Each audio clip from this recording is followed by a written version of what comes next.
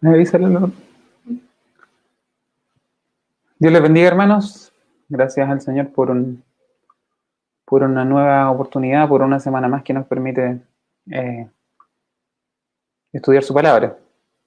Mientras los hermanos se van conectando, voy a comenzar a compartir los links y así damos tiempo para que los hermanos vayan llegando. Ya hay 2 hermanos conectados.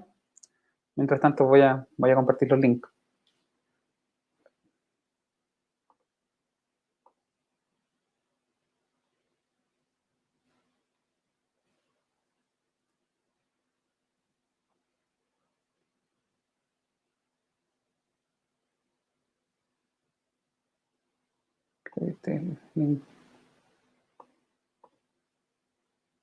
Solo 1 minuto y ya comenzamos.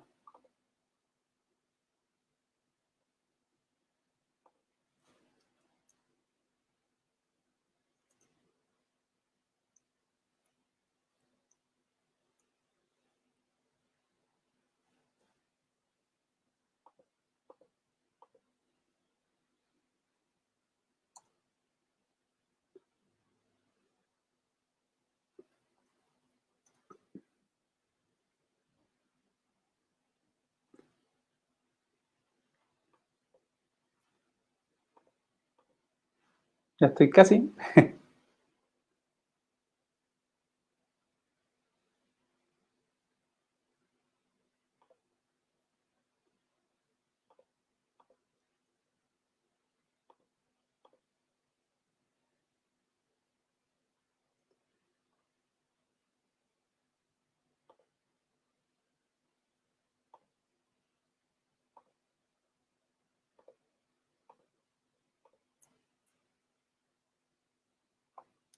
Ok. Ya mis hermanos, gracias por acompañarnos una semana más en el estudio de su palabra. El Señor bendiga a los hermanos que se van conectando.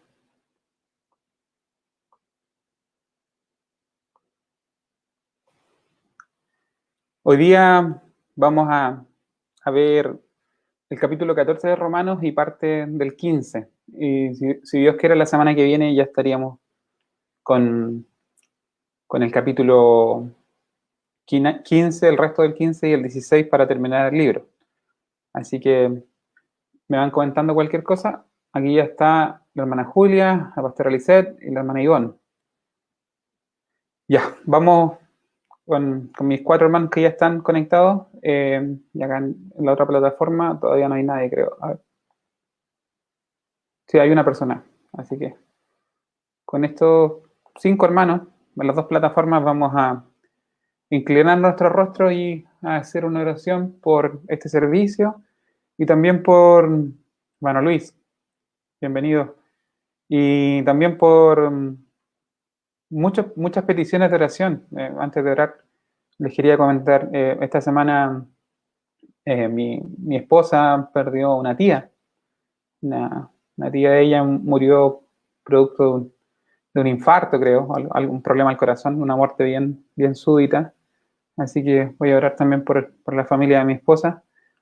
Ayer un hermano de mi iglesia en Chile tuvo un accidente de tránsito y se encuentra bastante complicado de salud, así que voy a presentarlo también a él en la primera oración y así muchas otras personas que, que están batallando con el virus, que ha sido el tema recurrente de los últimos 2 meses. Así con esas peticiones de oración voy a comenzar este servicio y también orando por lo que vamos a estudiar. Romanos capítulo 14. Eterno Dios y buen Padre Celestial, agradecemos una vez más que nos permitas reunirnos en torno a tu palabra.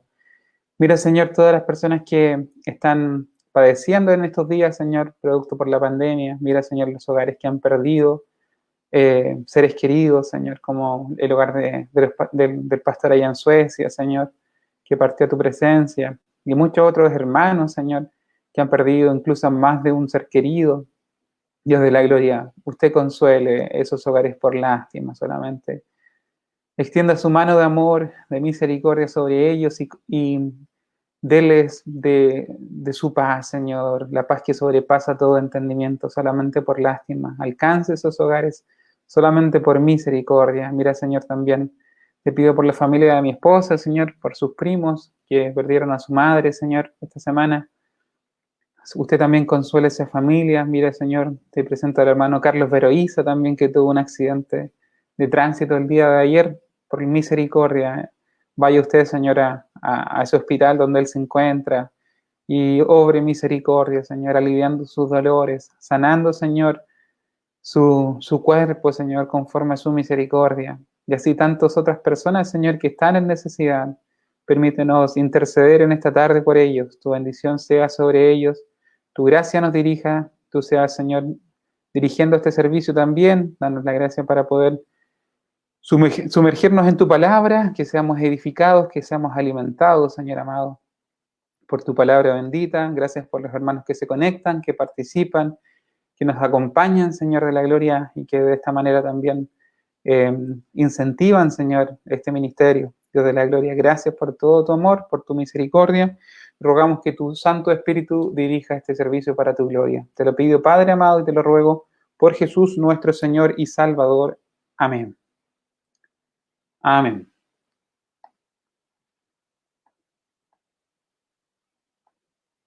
Vamos ahora a pasar directamente a la lectura del capítulo que vamos a estudiar. Estamos llegando ya casi al final del libro y en esta parte Pablo está tratando con temas relacionados a cómo nos relacionamos con nuestro prójimo, ya sea nuestros hermanos en la fe, en la comunidad cristiana, ya sea el no creyente, ya sea también el gobierno. La semana pasada estuvimos viendo la relación de los creyentes con las autoridades de gobierno específicamente. Mi prima Liliana también saludos también para ella, Dios le bendiga. Y esta semana vamos a ver muy específicamente la relación de la comunidad de creyentes. Aquí Pablo va a tratar un tema que es muy amplio, puede dar para muchas cosas. Creo que es aplicable para toda época y para todo contexto, porque estas diferencias se dan en todo tiempo. Saludos también a la hermana Albanis, que la saluda a la hermana Julita. Dios les bendiga y gracias por acompañarnos. Entonces, vamos a leer este capítulo, vamos a tratar de darle el contexto, definir a quién Pablo se está refiriendo como débil y fuerte, y luego que entendamos bien el contexto, vamos a intentar aplicarlo. Es bastante amplio, así que si quieren comentar cuando lleguemos a ese punto, se lo agradecería, y así vamos saliendo de dudas y también participando en este estudio. Así que vamos ahora a abrir las Biblias en el capítulo 14 del libro de Romanos. Les dejé la cita en la descripción del video. Del capítulo 14, el versículo 1 al 23, y también vamos a ver los primeros versículos del capítulo 15. Hasta ahí vamos a leer en el nombre del Señor. Tiene por título, en la versión Reina Valera, Los débiles en la fe. Le damos lectura en el nombre de nuestro Señor Jesucristo. Recibid al débil en la fe, pero no para contender sobre opiniones, porque uno cree que se ha de comer de todo, otro, que es débil, come legumbres. El que come no menosprecie al que no come, y el que no come no juzgue al que come, porque Dios lo ha recibido. ¿Tú quién eres para juzgar al criado ajeno? Para su propio Señor está en pie, o cae, pero estará firme, porque poderoso es el Señor para hacerle estar firme. Uno hace diferencia entre día y día, otro juzga iguales todos los días. Cada uno esté plenamente convencido en su propia mente. El que hace caso del día, lo hace para el Señor, y el que no hace caso del día, para el Señor no lo hace. El que come, para el Señor come, porque da gracias a Dios, y el que no come, para el Señor no come y da gracias a Dios, porque ninguno de vosotros vive para sí, y ninguno muere para sí. Pues si vivimos, para el Señor vivimos, y si morimos, para el Señor morimos. Así pues, sea que vivamos, o que muramos, del Señor somos. Porque Cristo para esto murió y resucitó y volvió a vivir, para ser Señor así de los muertos como de los que viven. Pero tú, ¿por qué juzgas a tu hermano? O tú también, ¿por qué menosprecias a tu hermano? Porque todos compadeceremos ante el tribunal de Cristo. Porque Cristo está vivo, yo, dice el Señor, que ante mí se doblará toda rodilla y toda lengua confesará a Dios. De manera que cada uno de nosotros dará a Dios cuenta de sí. Así que ya no nos juzguemos más los unos a los otros, sino más bien decidid no poner tropiezo u ocasión de caer al hermano. Yo sé y confío en el Señor que nada es inmundo en sí mismo, mas para el que piensa que algo es inmundo, para él lo es. Pero si por causa de la comida tu hermano es contristado, ya no andas conforme al amor. No hagas que por la comida tuya se pierda aquel por quien Cristo murió. No sea, pues, vituperado vuestro bien, porque el reino de Dios no es comida ni bebida, sino justicia, paz, gozo en el Espíritu Santo. Porque para el que en esto sirve a Cristo, agrada a Dios y es aprobado por los hombres. Así que sigamos lo que contribuye a la paz y a la mutua edificación. No destruyas la obra de Dios por causa de la comida. Todas las cosas a la verdad son limpias, pero es malo que el hombre haga tropezar a otros con lo que come. Bueno es no comer carne, ni beber vino, ni nada que tu hermano, ni en nada en que tu hermano tropiece o se ofenda o se debilite. ¿Tienes tu fe? Tenla para contigo delante de Dios. Bienaventurado el que no se condena a sí mismo en lo que aprueba. Pero el que duda sobre lo que come es condenado, pero porque no lo hace con fe, y todo lo que no proviene de fe es pecado. Así que los que somos fuertes debemos soportar las flaquezas de los débiles y no agradarnos a nosotros mismos. Cada uno de nosotros agrade a su prójimo lo que es bueno para edificación, porque ni aun Cristo se agradó a sí mismo, antes bien, como está escrito, los vituperios de los que te vitupereaban cayeron sobre mí, porque las cosas que se escribieron antes para nuestra enseñanza se escribieron a fin de que por la paciencia y la consolación de las Escrituras tengamos esperanza. Pero el Dios de la paciencia y de la consolación os dé entre vosotros un mismo sentir en Cristo Jesús, para que unánimes a una voz glorifiquéis al Dios y Padre de nuestro Señor Jesucristo. Amén. Amén. Ya hicimos la oración inicial y para poder avanzar, poder ganar tiempo, vamos a pasar directamente al estudio de estos versículos que acabamos de leer, en el nombre del Señor Jesucristo.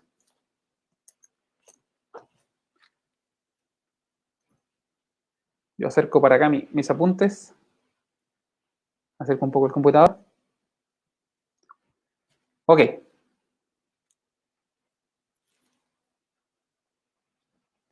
Voy a leer un principio, una frase, que después la voy a repetir al final, pero que eso va a ser un poco la guía de este estudio y creo que es el espíritu de este capítulo.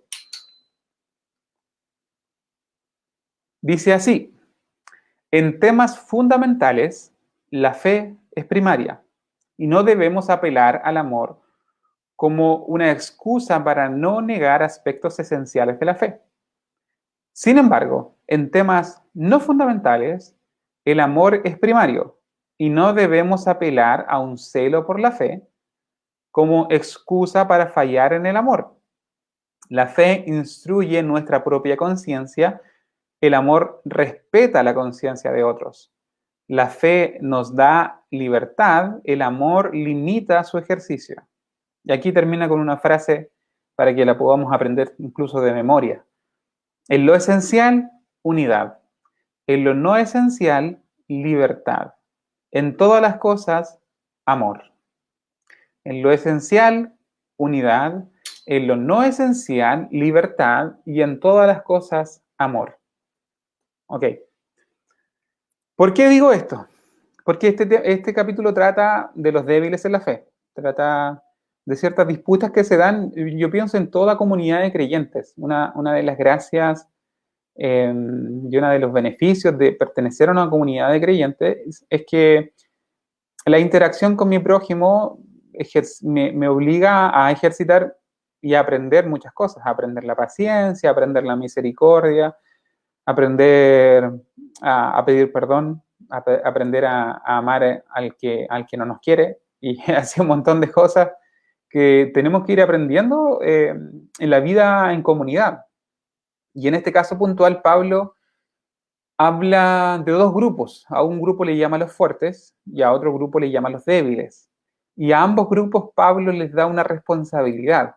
O sea, no es solamente responsabilidad del fuerte mantener la comunión en la comunidad de creyentes, ni solamente responsabilidad del débil hacerlo. Al débil le dice que no juzgue al fuerte y al fuerte le dice que no menosprecie al débil. Así que en una vida en comunidad, en una iglesia local, a la que todos espero que pertenezcamos, o sea, lo que estamos viviendo ahora, la pandemia de no congregarnos, es por fuerza mayor. Pero si tenemos la oportunidad de congregarnos cuando vuelva todo a la normalidad, tenemos que hacerlo, creo yo. Creo que es un mandato bíblico el congregarse y el pertenecer a una comunidad. Y en una comunidad de creyentes es responsabilidad de todos mantener la paz, mantener la comunión. Así que ese es básicamente el tema central, la idea central, la responsabilidad que tiene cada uno en mantener esta comunión, y Pablo se enfoca puntualmente en los débiles, o sea, en la responsabilidad principal que tienen los fuertes con los débiles. Pablo mismo se reconoce como en el grupo de fuertes, o sea, yo tengo esta libertad que me da el conocimiento bíblico para que estas cosas no se me hagan pecado, pero tenemos una responsabilidad con el hermano débil que considera ciertas cosas pecado. Ok, si me siguen hasta ahí, me cooperan con un amén para saber que están entendiendo y para tener un feedback que es bastante beneficioso. Entonces, ¿quiénes son los hermanos débiles? Es la primera pregunta. O sea, los débiles en la fe. Primero, vamos a definir qué es un débil en la fe. ¿Qué es y qué no es un débil en la fe? Es importante tener claro que cuando Pablo habla de los débiles, estoy siguiendo mis apuntes, los apuntes que preparo para estos estudios, no se refiere a una debilidad de voluntad o de carácter. O sea, cuando Pablo habla de débiles, no es que sea alguien débil en términos de voluntad o de carácter débil, sino de fe. Esa es la debilidad a la que Pablo se refiere.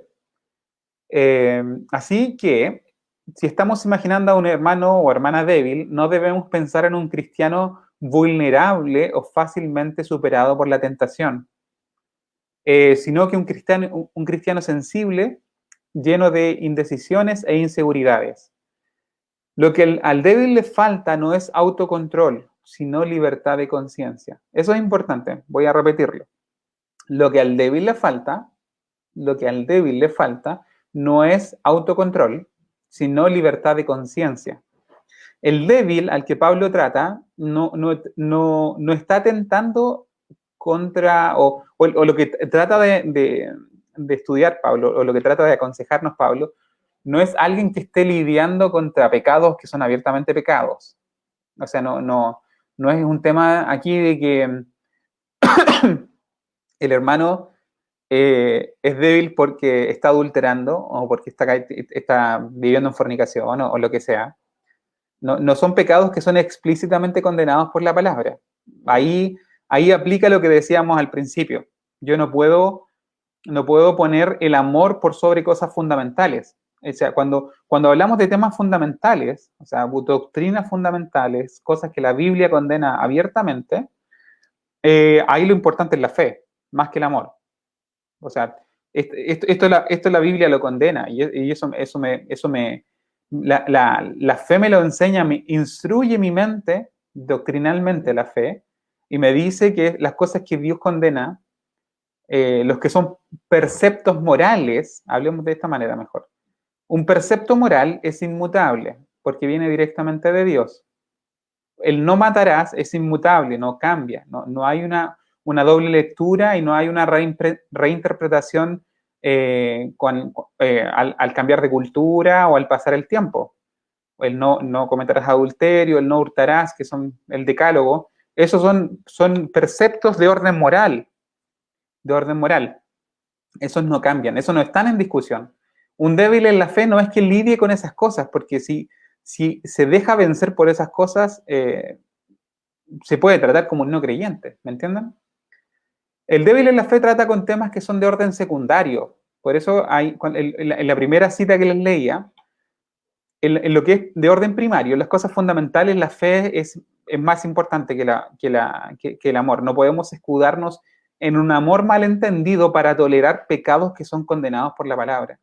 No podemos ir más allá de lo que Dios prohíbe, ¿me entienden?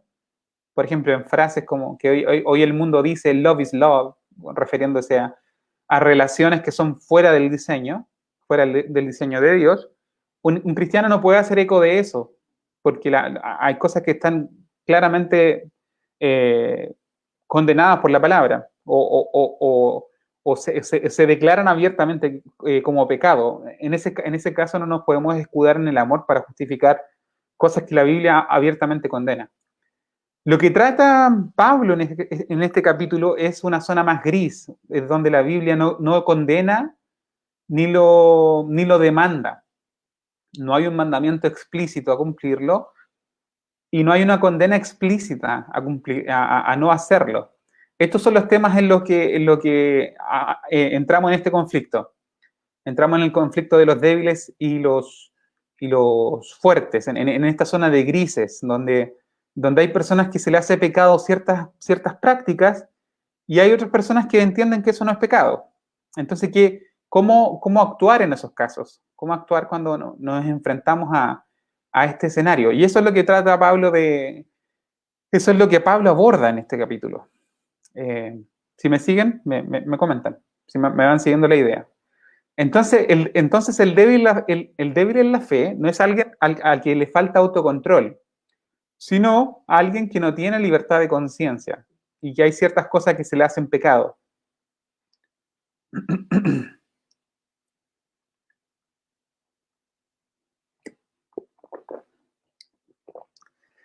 Para terminar la introducción al capítulo, vamos a ver quiénes eran los débiles en la fe a los que Pablo se refiere. Hay 4 posibles candidatos sobre estos débiles en la fe. El primero eran los 4 posibles grupos que pudiesen representar estos débiles en la fe a los que Pablo se refiere. El primer grupo eran ex-idólatras, personas que venían de un contexto pagano. Ex-idólatras recién convertidos, provenientes del paganismo. La primera opción la primera opción que dan es un grupo muy parecido al de Primera de Corintios 8, que lo podemos leer si quieren. Es una referencia, es un pasaje donde Pablo trata un problema similar, pero vamos a ver más adelante que no es exactamente el mismo problema, pero los principios que se discuten en ese pasaje son similares. Entonces, la primera posibilidad es que estos débiles en la fe fuesen personas recién convertidas que pertenecían a un contexto pagano y que, aunque eran rescatados de la idolatría, su conciencia se llenaba de inseguridades. Su conciencia llena de inseguridad les prohibía el comer carne, o sea, porque tenían mucha inseguridad dentro en sí mismos, se prohibían ellos a sí mismos el comer carne, porque tenían el temor de que esa carne pudiese haber sido usada para el sacrificio a los ídolos. Entonces, en el primer caso, en el primer grupo, tenemos personas que vienen de un contexto pagano. Tenemos que contextualizarnos en el primer siglo, donde el sacrificio animal era muy común. Saludo a la hermana Olga, que se viene uniendo. Saludos, bendiciones también para ella. En el contexto del primer siglo, el sacrificio animal era muy común en los cultos paganos. Y esos cultos paganos no era solamente sacrificio animal. Tenía involucrado muchas otras prácticas. La prostitución ritual también era común. Todo tipo de prácticas de desenfreno moral eran parte de los rituales de las religiones paganas. Entonces, posiblemente a este hermano que venía del contexto pagano, el comer carne que había sido sacrificada a los ídolos le traía recuerdos de todas las prácticas de las que él fue parte en el pasado, posiblemente. Entonces, cuando compraban carne y no tenían la seguridad de que esa carne no hubiese sido sacrificada a los ídolos, o que ese animal hubiese sido presentado para el sacrificio a los ídolos, que creo que esa carne después se vendía más barata. Como no podía asegurarse como no podía saber la procedencia de esa carne, prefería no comer. Entonces, y había otro grupo de hermanos que serían los fuertes, a los que eso no les generaría problema, y podrían comer porque tendrían libertad de conciencia para hacerlo. Pero lo único diferente de este capítulo, al capítulo de 1 Corintios 8, donde trata este tema que le estoy comentando, donde es mucho más explícito del comer carne sacrificada a los ídolos, este capítulo no se menciona el concepto de carne de ídolo, que eran los animales que se sacrificaban. Así que, si bien estos capítulos, el capítulo 14 que leímos y Corintios 8, 1 Corintios 8, son similares, posiblemente las situaciones eran diferentes. Vamos a ver por qué. El segundo grupo, que posiblemente pudiese representar a estos hermanos débiles en la fe, eran personas ascetas. El ascetismo es una práctica muy común que tiene siglos de antigüedad y que tiene versiones prácticamente en todas las religiones. También tenía una amplia distribución en la antigüedad. Así que perfectamente pudiese haber estado infiltrado en la iglesia de Roma. Movimientos ascéticos de orden pagano estaban los pitagorianos, por ejemplo, y en el judaísmo los esenios tenían, la comunidad esenia, la comunidad de Qumran, tenían ciertas prácticas ascéticas. El ascetismo podría explicar, por ejemplo, la abstinencia del vino y de la carne de algunos, que preferían no comer carne y no tomar vino, pero no hay una evidencia decidora que nos diga que el grupo al que Pablo se refiere como débiles fueran ascetas. Hay una referencia en Colosenses, que la escribí acá, que posiblemente habla contra el ascetismo. Dice, Colosenses 2:23 dice, tales cosas tienen a la verdad cierta reputación de sabiduría, en culto voluntario, en humildad, en duro trato del cuerpo, pero no tienen ningún efecto contra los deseos de la carne. Eso es un poco una condena a personas que querían externalizar cierta religiosidad, como los fariseos cuando ayunaban y querían que el resto supiera que estaban ayunando, una cosa que Jesús mismo condenó, o una referencia directa al ascetismo, que el duro trato del cuerpo. Pero Pablo dice que estas prácticas no tienen ningún deseo, no tienen ninguna potestad, no tienen ningún poder contra los apetitos de la carne, que van más allá de comer algo, sino que son los deseos que están en el corazón, y que para poder tener un efecto sobre esos deseos que son parte de una naturaleza caída, se necesita un cambio de vida, se necesita una transformación que es sobrenatural, que es producida por el Espíritu Santo. Por eso el ascetismo no tiene cabida dentro del verdadero cristianismo. Aunque sí ha penetrado a comunidades monásticas, muchas órdenes monásticas, monjes, tenían hartas características ascéticas. Así que el segundo grupo era posiblemente ascetas, pero no se descarta porque falta evidencia para pensar que eran ascetas. Tampoco eran posiblemente ex-idólatras, Aprovecho de saludar a la hermana Yamilka, a la hermana Ana, a la hermana Olga, que la había saludado recién, que se han ido conectando. Gracias por compartir con nosotros en este estudio. El tercer grupo que se propone era simplemente un grupo legalista. Estos eran los débiles en la fe, los legalistas de todo, o sea, los legalistas de siempre, que siempre están presentes. Y estos, al no comprender el principio fundamental de que se enfatiza en toda la epístola, de que el hombre es justificado solamente por la fe, deciden agregar ciertas prácticas, ya sea un veganismo, o sea, el hecho de abstenerse de la carne o de guardar días especiales que Pablo habla, o de abstenerse de tomar alcohol. En otras palabras, la debilidad en la fe de este grupo que se propone como el tercer posible grupo al que Pablo se refiere, sería que ellos basarían su esperanza de salvación en la capacidad de cosas que ellos pudiesen hacer, en las observancias o en las o en sus abstenciones. Yo me abstengo de comer carne, yo me abstengo de beber alcohol para alcanzar salvación. Este sería el tercer grupo que se propone. Pero también esta interpretación no es tan clara. El cuarto grupo al que me refiero, y que posiblemente es al que Pablo se refiere en esta carta, que pudiese ser los que componen el grupo de los débiles, serían en su mayoría judíos cristianos. O sea, este grupo al que Pablo llama débiles serían en su mayoría judíos cristianos. Y su debilidad consistiría básicamente en su continuo compromiso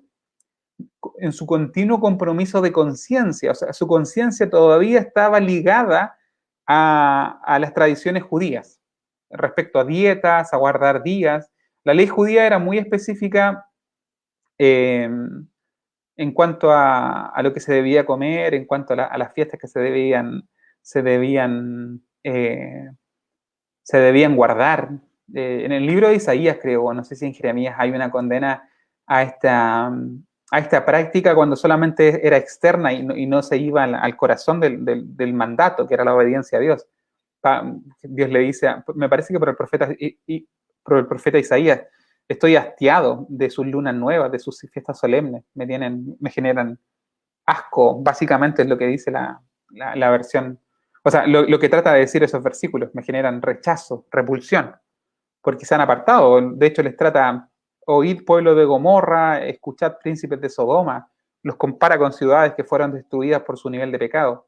O sea, era un nivel de pecado tremendo, de grande, pero seguían guardando los mandatos culturales y ceremoniales. O sea, solamente habían mantenido el culto externo, pero no había un cambio interno.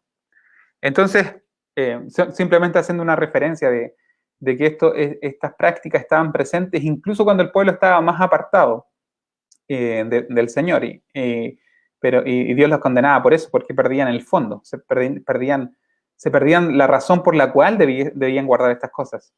Entonces, el cuarto grupo posiblemente eran judíos que les costaba apartarse de las restricciones que colocaba la ley sobre ellos, que eran más que nada de orden cultural y ceremonial.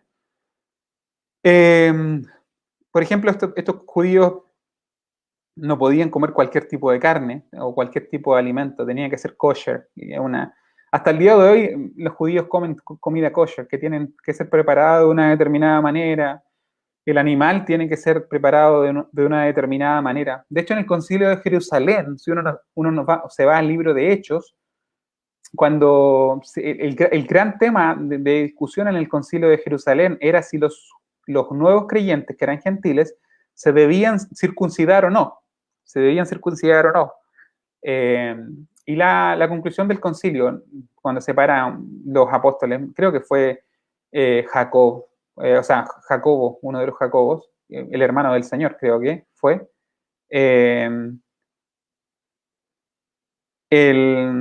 y separa y dice, nos ha parecido bien a nosotros, y al Espíritu Santo y a nosotros, que no se le coloque esta carga sobre los gentiles, que era guardar básicamente la señal de la circuncisión, pero sí que se abstengan de fornicación, de ahogado y de sangre. Eran tres cosas que que se le pide a la iglesia gentil en el Concilio de Jerusalén, la fornicación es un precepto de orden moral, así que eso no tiene variación. Eso se condena siempre. Pablo constantemente la condena en sus cartas.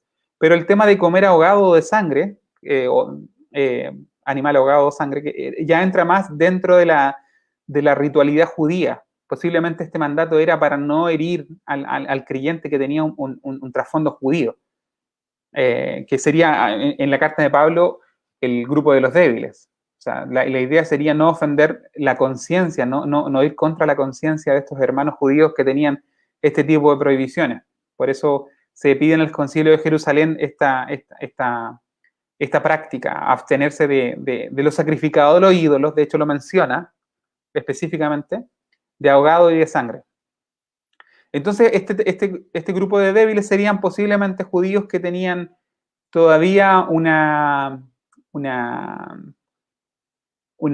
ligación, una ligadura, una unión moral, tenía una unión de su conciencia, no tenían libertad de conciencia para dejar de practicar lo que siempre hicieron desde que nacieron y fueron formados en la cultura judía.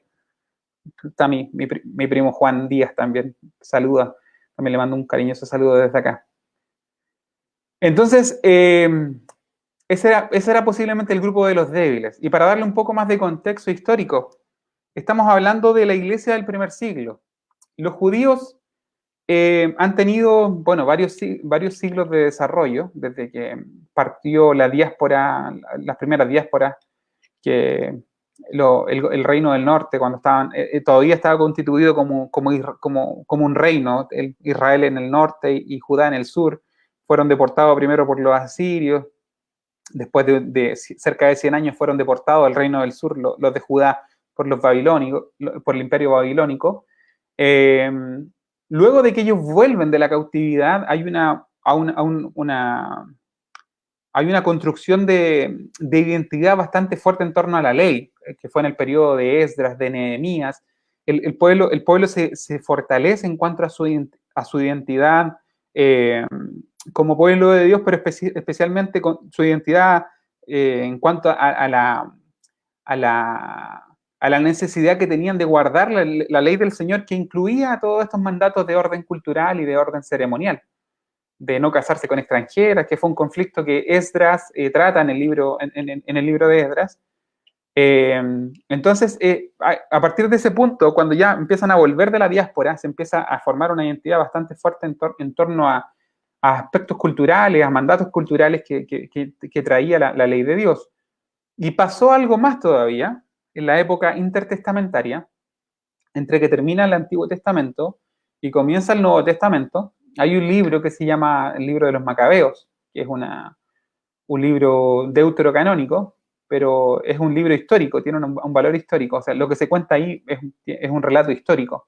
No tiene un valor de inspiración divina, por eso no está en nuestras Biblias, pero sí tiene un valor histórico. Entonces, en ese periodo, los judíos sufrieron el ataque y el acoso de un emperador Seleucida, que se llamó un rey Seleucida que se llamó Antíoco Epífanes. Él era un rey de cultura griega, de una cultura helenística, y en ese periodo estos imperios conquistaban y imponían de cierta manera su cultura, imponían su lengua y imponían sus costumbres. Entonces los judíos fueron acorralados por este emperador para imponer sobre ellos su cultura, sus dioses, sus prácticas, su lengua. Y incluso se profanó el templo de Jerusalén se profana por este emperador. Se dice que se sacrificó un cerdo, creo, en el lugar santísimo, algo así ocurrió. Y producto de esto, hay un levantamiento de la familia de los Macabeos, y se levantan, derrotan a este emperador y tienen un periodo de independencia de cerca de 100 años hasta que llegó hasta que llegó el Imperio Romano y los volvió a conquistar. Pero este levantamiento en el tiempo de los Macabeos le dio a Israel una independencia, pero aparte le fortaleció su identidad nacional, fortaleció la identidad nacional de Israel, porque lo que quisieron hacer con ellos era borrar su cultura, borrar su lengua, borrar su fe, su tradición, su religión, pero ellos se levantaron y defendieron todas estas cosas. Entonces, después de este evento, de hecho producto de esta victoria es que se celebra la fiesta de Hanukkah, la fiesta de las luces. En el libro en los evangelios nosotros vemos que Jesucristo participó en estas fiestas también, porque fue establecida en el periodo intertestamentario y, y en el tiempo de Cristo ya estaba establecida como una fiesta más dentro de Israel. Entonces, si tomamos este contexto, para el israelita era muy difícil desligarse de sus tradiciones, de las cosas de los mandatos de las leyes tocantes a lo que debían comer, de las leyes que les pedían hacer diferencia entre día y día. Por eso, porque no solamente era un tema cultural de ellos, sino que también había cierta condena. O sea, si tú no guardas la ley, si tú no respetas la dieta que nos manda la ley, estás siendo un mal judío. Era casi un tema nacionalista. O sea, estás yendo contra nuestra tradición, contra nuestra cultura. Por eso era complicado el tema que está tratando Pablo. Pero es un área, como les decía al principio, es un área gris. Luego que se establece el nuevo pacto, luego que se establece que a los gentiles no se les debía demandar cosas, mandamientos específicos de la ley que ni siquiera los judíos guardaban a la perfección, y no sé, que a los gentiles creyentes no se les debía circuncidar, de cierta forma se le da libertad al judío, que era de trasfondo judío y que había creído en Cristo, se le da libertad de conciencia para seguir practicando estas cosas si su conciencia se lo demandaba. O sea, en el Concilio de Jerusalén no hay una condena abierta contra estas prácticas judías, por decirlo así. No se le prohíbe a los judíos seguir observando sus tradiciones. Por eso es una zona gris, porque no hay una prohibición a los judíos para dejar de observar sus tradiciones, no hay una condena abierta, pero tampoco hay un mandato para que el gentil lo haga. Entonces, en esta zona gris, por decirlo así, es donde entra esta tensión entre el judío que se le hace pecado, por ejemplo, que su hermano coma animales que su ley le prohíbe, o que se le hace pecado que su hermano en la fe, que pertenece a la misma comunidad de creyentes, no guarde el Shabbat de la forma como lo hace él. De hecho, los cristianos comenzaron a guardar el día domingo, que fue el día que resucitó el Señor. Entonces, estas son las tensiones que Pablo trata, y este es el trasfondo. ¿Ok? Entonces, como les decía, voy a leer un apunte respecto también a lo que les dije recién. A pesar de que los judíos siempre se diferenciaron de los pueblos vecinos por su dieta, como se ve, por ejemplo, en el caso de Daniel y los jóvenes hebreos, cuando estuvieron en Babilonia y decidieron tener una dieta diferente para no contaminarse con la comida del rey, en el tiempo de los macabeos, que es lo que le estaba contando recién, puso el tema de la observación de las leyes tocante a la dieta, como lo puso como al nivel de un test de judaicidad, le llame, por llamarlo de alguna manera. O sea, si yo lo aguardo, soy más judío que el resto. Y de una lealtad al pacto y a la nación. Por eso era la tensión. Y por eso el mandato de Pablo a los débiles es: ustedes no juzguen a los fuertes. O sea, tu hermano que es cristiano, o tu hermano que quizás tiene un trasfondo judío como tú, pero que no tiene ese problema de conciencia que tú tienes, no lo juzgues. Dale la libertad para actuar, para hacer cosas que la palabra del Señor, que ahora en el nuevo pacto no se condenan abiertamente. Y tú, fuerte, no menosprecies a tu hermano, no lo tientes. O sea, si tu hermano no quiere comer cierto tipo de comida, si tu hermano no quiere beber vino, ¿por qué lo vas a tentar? ¿Por qué lo vas a invitar a tu casa y le vas a ofrecer? Tú tienes la libertad de hacerlo, porque la conciencia no te lo condena, pero no tientes a tu hermano, no lo menosprecies, tentándolo. Y tú que eres débil y que se te hace problema hacer estas cosas, no lo juzgues. O sea, no trates a tu hermano de que es un mal judío, de que es un traidor a la patria, no sé. Pero es de ese orden el tipo de discusiones que se dan en este capítulo. Si me sigue la idea, me contestan con un amén. Entonces, voy a hacer una pausa para ver si me van siguiendo hasta aquí.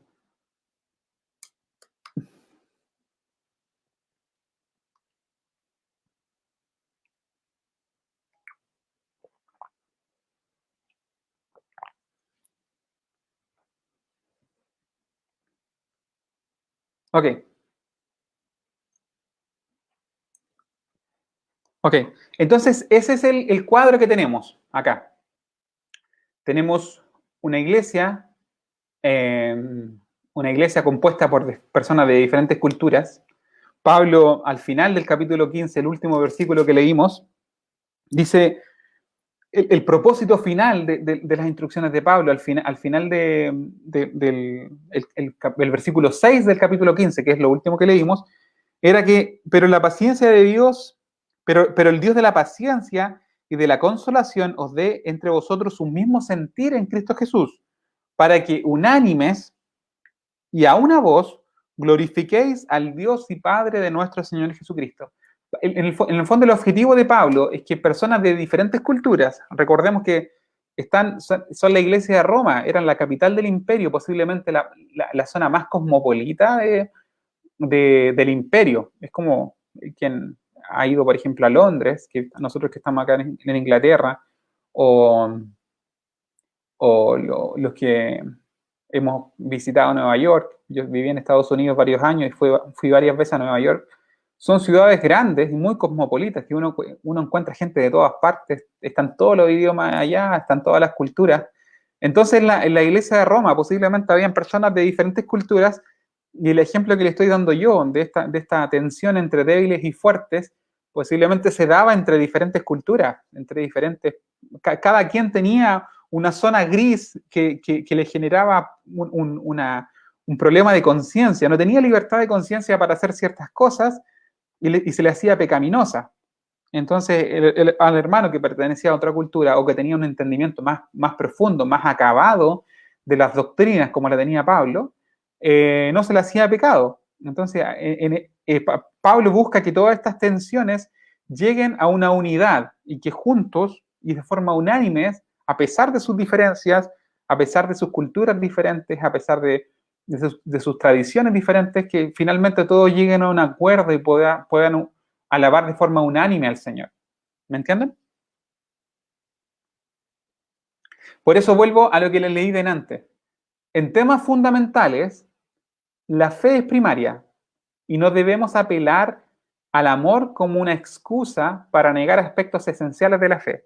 O sea, en temas fundamentales, el débil no es alguien que está lidiando, por ejemplo, hermano, yo tengo cierta debilidad y, y soy un hombre casado, pero tengo también una relación con una persona afuera, pero mi esposa está de acuerdo.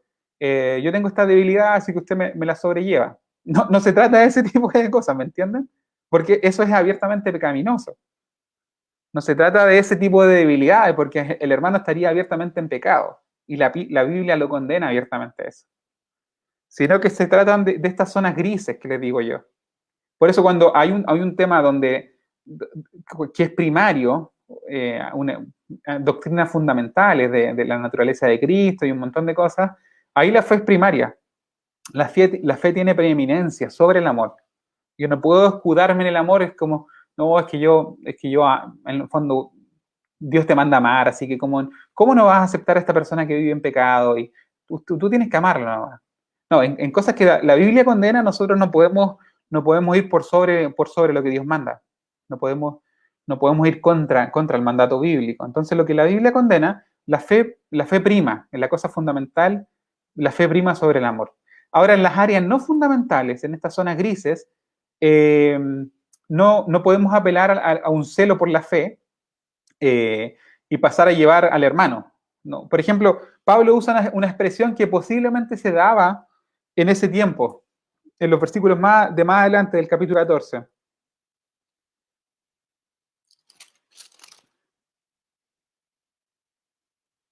El versículo 20 del capítulo 14 dice: no destruyas la obra de Dios por causa de la comida. Aquí Pablo dice algo, dice: todas las cosas a la verdad son limpias, da la impresión, según lo que yo leía en los comentarios, que posiblemente ese era un principio o una frase muy común entre los fuertes, entre los que no se les hacía pecado el comer carne, por ejemplo. Ellos tenían la frase, todas las cosas a la verdad son limpias. Y Pablo dice, yo estoy de acuerdo con eso. Ese principio que ustedes tienen, esta frase que están diciendo es una verdad. Pero es malo que el hombre haga a tropezar a otros con lo que come. O sea, tu frase es verdad. Todas las cosas a la verdad son limpias. No está mal que tú comas de todo y que no se te haga pecado. Lo que es malo es que tú hagas tropezar a otro con lo que comes. ¿Me entienden? Aquí es cuando el amor tiene que ir cuando estamos tratando cosas no esenciales, lo que le estaba leyendo recién. No puedo yo apelar a un celo, así como, ¿cómo se le ocurre que este hermano me está diciendo que esto es pecado? Claramente no es pecado. Todas las cosas son limpias, así que yo como nomás. Pablo le está diciendo, tú tienes razón. Tu entendimiento de la fe es correcto. Tu entendimiento doctrinal es correcto. Tu doctrina de la creación es correcto, porque Dios, si nos vamos a la creación del mundo, dice Dios que hizo todas las cosas eran buenas en grande manera. En el mandato, después del diluvio, Dios les dice que todo o sea, les da el mandato para multiplicarse, y a la hora de alimentarse no hay una prohibición específica a animales, sino que hay una prohibición específica a comer carne con su sangre. Ahí es un tema que lo puedo hablar otro día. Hoy día estaba escuchando a un pastor que decía que eso no era una prohibición específica a no comer sangre, que es un debate que se da en nuestra iglesia hoy en día, sino que a la producción al faenamiento, o faenar los animales de forma violenta. Esa es la interpretación que le daba a él. Pero bueno, en el Génesis, después del diluvio, no hay una prohibición específica a no comer ciertos animales. Entonces, su entendimiento, el entendimiento del hermano que dice todas las cosas, la verdad, son limpias, puede ser teológicamente correcto. Su fe ha moldeado a su mente de forma que él no tiene no está atrapado en su conciencia con comer ciertas cosas, tiene libertad de conciencia. O sea, el hermano tiene un entendimiento bíblico que le permite tener libertad de conciencia. Pablo le dice, tú estás en lo correcto, todas las cosas a la verdad son limpias, pero si tú haces tropezar a tu hermano con lo que comes, estás pecando. ¿Me entiendes? Entonces aquí es cuando la cosa no esencial, el amor tiene que ir por delante de la fe. No puedo decir yo, en mi fe, tengo celo de esto, así que voy y paso a llevar a mi hermano. No puedo hacer eso. Eso es incorrecto. Dice, no puedo usar yo el celo como una excusa para pasar a llevar a mi hermano y fallar en el amor. Aquí el mandamiento principal en esta área es el amor. La fe instruye a nuestra propia conciencia. La fe, a medida que nosotros nos vamos profundizando en las escrituras, a medida que vamos profundizando en el conocimiento del evangelio, a medida que vamos profundizando en el conocimiento de Cristo, nuestra mente o nuestra conciencia va a empezar a ser liberada. Muchas ataduras que traemos, voy a ir después a ejemplos específicos, porque yo, como todos ustedes, soy pentecostal y sabemos cómo es estricta la cultura pentecostal en muchos aspectos. Yo, con el paso del tiempo, me he ido liberando de ciertas cosas que se me hacían pecado, que pertenecían a estas zonas grises. Pero tenemos que a la vez ir aprendiendo ahora a no pasar a llevar al hermano por esta libertad que tengo. O sea, al ir educando la mente, al ir profundizando en las doctrinas de la gracia, al ir profundizando en el conocimiento del evangelio, vamos liberándonos de ciertas ataduras, de cierta falta de libertad de conciencia, pero tiene que ir de la mano con el amor por el hermano, que se le hace pecado estas cosas. Entonces, la fe nos da la libertad, pero el amor limita su ejercicio. Por la fe entendemos que ciertas cosas no son pecaminosas, pero ahora el amor nos dice ya, eso que tú estás diciendo está bien, pero ahora el amor nos dice, pero no pases a llevar a tu hermano. ¿Me entienden? Por eso la frase que les decía, en lo esencial, unidad, En lo no esencial, libertad. Y en todas las cosas, amor. En la comunidad de creyentes, tanto los débiles como los fuertes tienen responsabilidades. El débil no juzgando al fuerte y el fuerte no menospreciando al débil. Porque, y ahí tenemos un montón de razones. ¿Por qué el fuerte no tiene que menospreciar al débil? Porque Dios lo aceptó, porque Dios lo recibió, porque Cristo murió por él, porque Cristo resucitó por tu hermano débil, porque ese hermano débil al que tú estás menospreciando, o ese hermano fuerte al que tú estás juzgando, le pertenece a otro Señor. Tú no eres su amo. El Señor de ese hermano es Cristo.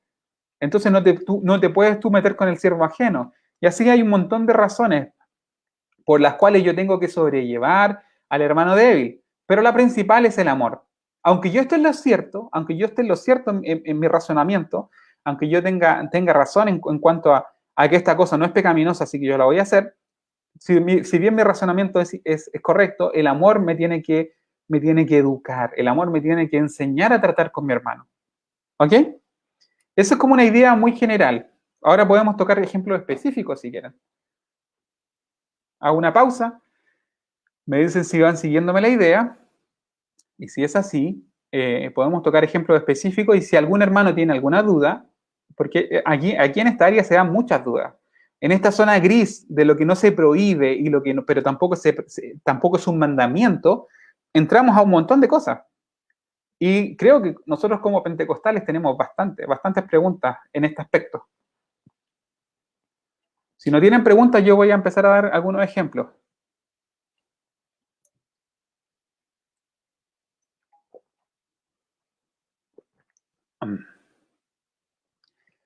El primer ejemplo que voy a tocar va a ser el alcohol. Yo sé que es un tema bastante común en el mundo pentecostal. Hay un rechazo abierto al alcohol en el mundo pentecostal. Así que podríamos ser perfectamente catalogados por nuestro rechazo al alcohol como el grupo de los débiles. Podríamos nosotros perfectamente pertenecer al grupo de los débiles por ese rechazo a toda bebida que sea alcohólica. De hecho, en la cena nuestra, cuando nosotros tomamos la cena del Señor, casi siempre se hace por lo menos la iglesia a la que yo pertenezco en Chile, se hace con vino que es preparado de una forma determinada para que no fermente. Básicamente jugo de uva. Entonces, esa es la postura general. Ahora, yo quiero que entendamos al mundo pentecostal. Yo como pentecostal principalmente, quiero que entendamos al mundo pentecostal y después les voy a decir por qué yo creo que el alcohol por sí solo no es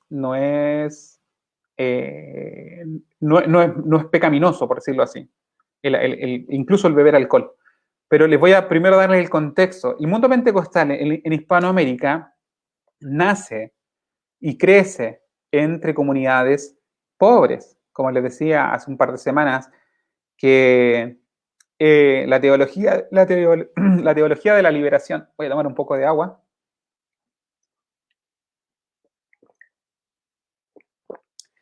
La teología de la liberación, que era una teología de orden marxista, que quiso conquistar a los pobres, fue preparada y fue pensada especialmente para los pobres, pero los pobres eligieron al pentecostalismo. Así que el pentecostalismo creció especialmente entre comunidades pobres de donde venimos nosotros. Y en las comunidades pobres de Latinoamérica, el alcohol era un problema bastante latente. Muchos de los problemas de los hogares, la violencia familiar, la delincuencia, la misma pobreza era producto de que muchas personas eran esclavos del vicio del alcohol. Yo tengo también uno de mis abuelos, de hecho tenía ciertos problemas con el alcohol. Entonces el alcohol era un problema grave en la sociedad hispanoamericana, entre la gente pobre, era un problema bastante común. Entonces, muchos de los primeros pentecostales venían con vidas que habían sido destruidas por el alcohol. el alcohol era la causa de muchos problemas de la misma pobreza, porque lo poco que ganaba esta gente que era esclava del alcohol se lo gastaba en alcohol y dejaba a su familia sin sustento. Entonces vino el evangelio a estas familias y fueron rescatadas del alcohol muchas de estas vidas y ordenaron sus vidas. Y ahora lo poquito que ganaban ya podían distribuirlo en sus hijos, se pudieron educar. Y así muchas familias salieron adelante. El beneficio del pentecostalismo entre los pobres es tremendo, porque sacó a más gente del alcoholismo que ningún plan gubernamental, que sacó más gente de las drogas también que ningún plan gubernamental. La rehabilitación de personas que estaban en la delincuencia también es exitosísima en el mundo pentecostal. Entonces, esa es la realidad a la que pertenecemos. Entonces, si a mi hermano y si a mi abuelo el alcohol le hizo daño, si a mi tío el alcohol le hizo daño, si a mi vecino, que ahora es cristiano, el alcohol le hizo daño, se entiende que se rechace al alcohol, que se vea como algo malo. ¿Me entienden? Yo entiendo el contexto. Por eso yo entiendo que se rechace el alcohol en las comunidades pentecostales. Entiendo que se le mire como algo dañino.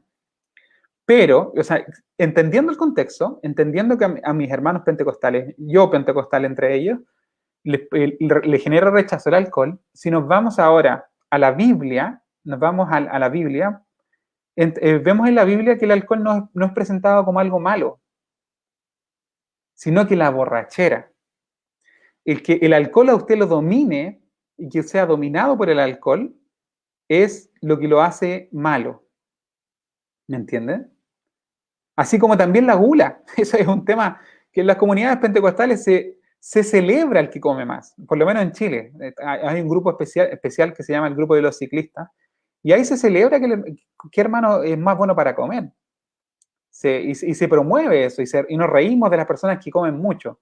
Pero la Biblia condena la gula, la Biblia condena el comer en exceso, de forma compulsiva y sin control, que es básicamente lo mismo que hace alguien que toma alcohol sin control y se emborracha. ¿Por qué no condenamos la gula nosotros? Porque quizás no tenemos el trasfondo que tiene el alcohol. ¿Me entienden?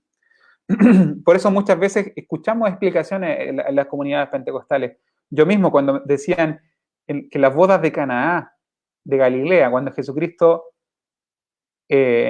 Jesucristo convierte el agua en vino, decían, no, pero que era un vino sin alcohol, decían. Porque tenemos la necesidad de justificar nuestras posiciones. Y bajo ningún precepto esa transformación del agua en vino, no tengo ningún motivo para creer que era sin alcohol, porque el alcohol no es algo pecaminoso. De hecho, el que la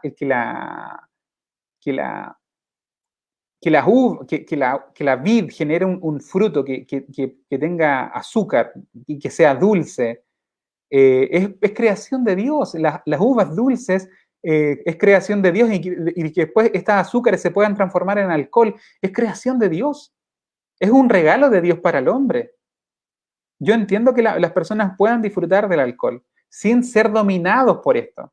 El ser dominado por esto y que me genera una adicción es lo que lo hace pecaminoso. Pero el que quiera disfrutar de una copa de vino mientras coma, puede tener la libertad de hacerlo. A mí no me genera problema. Creo que no es pecaminoso. Yo no tomo, porque crecí en un contexto pentecostal.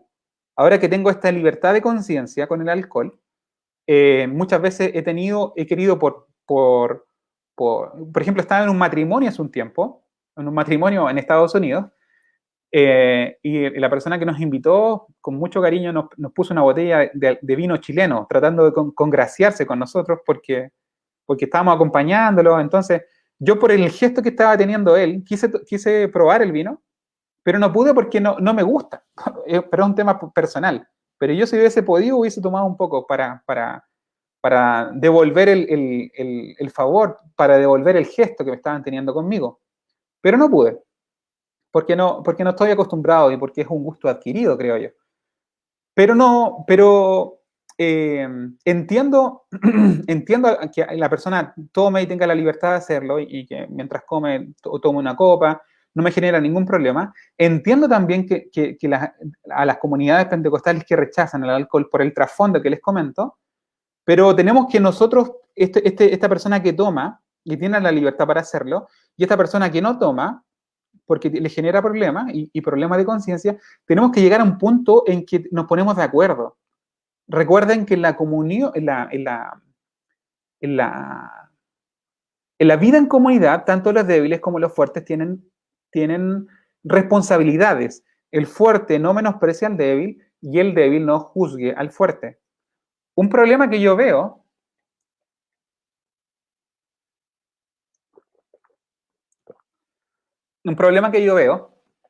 en ciertos jóvenes pentecostales que salen de las iglesias pentecostales, que salen de todas estas prohibiciones y de todos estos problemas de conciencia que existían en las comunidades pentecostales y se van a otra iglesia donde tienen libertad de conciencia. Lo veo yo muchos casos en redes sociales. Eh, Primero se dejan crecer la barba, que también es un tema en algunas, por lo menos en mi iglesia de Chile, la barba no es bien vista. Primero se dejan crecer la barba, luego ponen su pila de libros reformados en su foto y en su foto de perfil de Facebook, por ejemplo, y salen con su gran vaso de cerveza, diciéndole al mundo que ya tengo libertad de conciencia. Y ahora tomo alcohol sin problema. Yo personalmente, es una opinión muy personal, creo que eso es una provocación. Es una provocación, especialmente el tema del alcohol. Es una provocación para las comunidades, para la comunidad de la que salió estos jóvenes. Muchas veces actúan con cierta inmadurez y quieren demostrarle al mundo que ya no tengo problemas con el alcohol y ahora tomo. Así que miren mi foto con un chop de cerveza.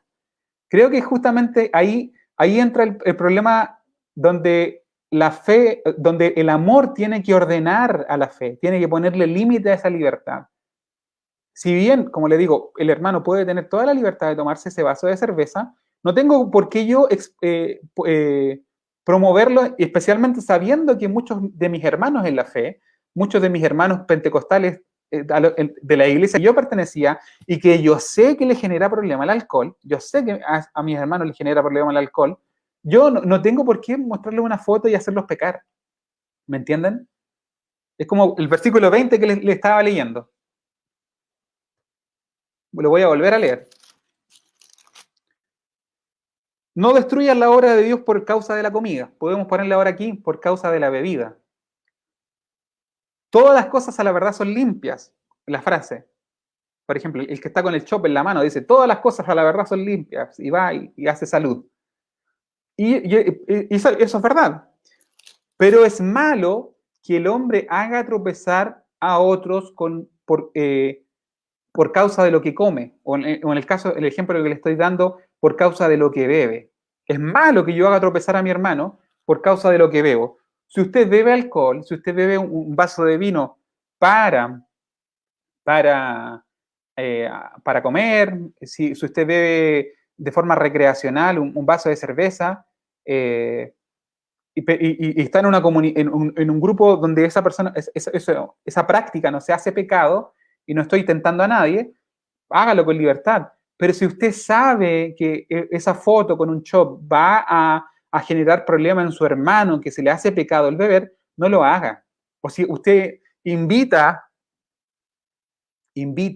a su hermano a su casa y a usted no se le hace problema tomar un vino al almuerzo, a usted no se le hace problema de tomar una cerveza, e invita a un hermano que tiene problema con el alcohol o que salió del alcoholismo, no le va a poner un vino para tomar cuando le invita a comer.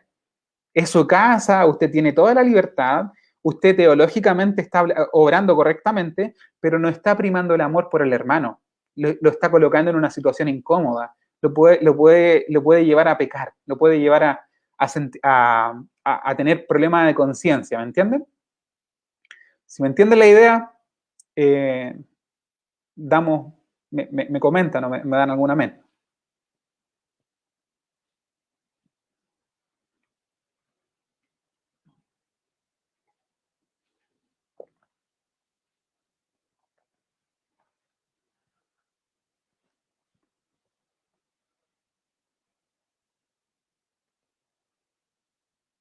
Ok, me van siguiendo. La hermana Julia me contesta con un amén.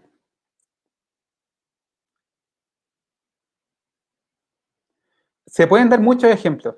No sé qué otro ejemplo dar. Por ejemplo, le podría mencionar mi barba, que aunque a alguno le parezca impresionante, en el contexto que yo pertenezco, a la iglesia que yo pertenezco, por alguna razón, que también yo tengo una explicación histórica, creo que hay una mimetización del pentecostalismo, por lo menos en Chile, el pentecostalismo clásico, hay una mimetización de, de, la, de la cultura eh, marcial del ejército con la iglesia. Por alguna razón, no sé si fue por el tiempo de la Guerra Fría, donde se hizo esta separación entre la zona que estaba bajo el dominio soviético y vinieron las revoluciones como la cubana, donde a los revolucionarios se le llamaron los barbudos. No sé si hay un trasfondo político, histórico, que hace que las comunidades pentecostales, específicamente la mía, rechace la barba, rechace que la persona se deje en barba. Eh, Porque puede que lo estén relacionando con alguna postura política puntual, y porque hay una especie de mimetización de la cultura pentecostal, por lo menos en la iglesia que yo pertenezco en Chile, con el ejército. De hecho, a los pastores se les dice mi pastor, como cuando hablo, yo le digo mi general, mi sargento. Allá se promueve o se promovía antiguamente que al pastor se le dijera mi pastor. Y se promovía, por ejemplo, que la persona tuviera el pelo cortito, que se dejara un bigote muy pequeñito, era casi como un ejército, como la apariencia de un ejército. Entonces se adoptó eso culturalmente y, y eso encuentran que es algo bueno y lo promueven. Pues, el que usa barba está en pecado.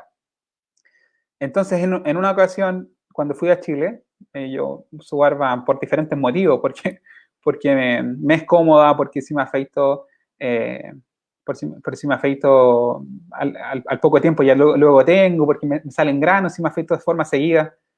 Por diferentes motivos uso barba. Pero cuando estuve en Chile, acompañé a mi papá a un evento. Mi papá, para los que no sepan, es pastor evangélico. Eh, lo acompañé a un evento y por amor a él, y porque sabían que si yo iba con barba iba a generar problemas entre mis hermanos, me afeité, me saqué la barba y fui de esa manera al evento. Entonces ahí entra otra, otro aspecto que Pablo habla en este capítulo, que tratemos de actuar para no agradarnos a nosotros mismos. La barba para mí es muy cómoda, muy cómoda, y aprovecho que estoy fuera de Chile para usarla. Si vuelvo a Chile, no sé si tenga que sacármela para no hacer pecar a mis hermanos. Pero mi tema aquí es que en la comunidad de creyentes tenemos el fuerte, que no se le hace pecado. Por ejemplo, a mí no se me hace pecado usar barba. Tengo yo una responsabilidad con mi hermano débil. Si voy a una comunidad donde yo sé que voy a hacerlos pecar por ir con barba, tengo que procurar sacármela, aunque yo sé que no es pecado. De hecho, mi primo me comenta que el fundador de la iglesia tenía barba. Sí, es verdad eso.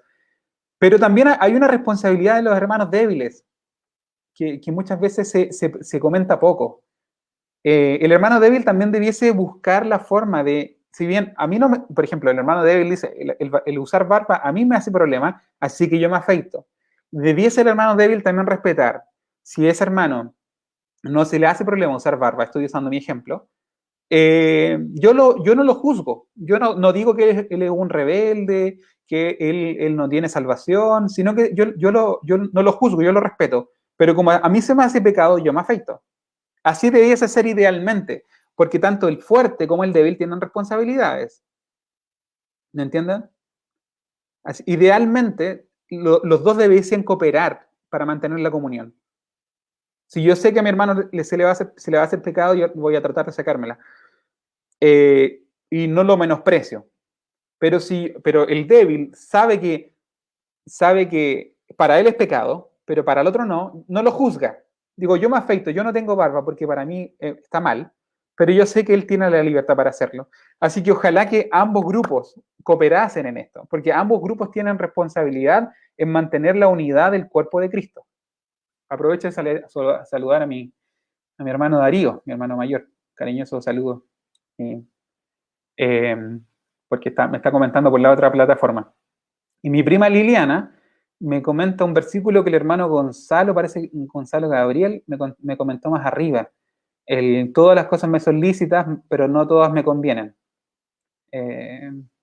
Es así, en el fondo, tenemos que llegar a un punto en que tenemos primero que educar nuestra mente para saber qué cosas son realmente pecado.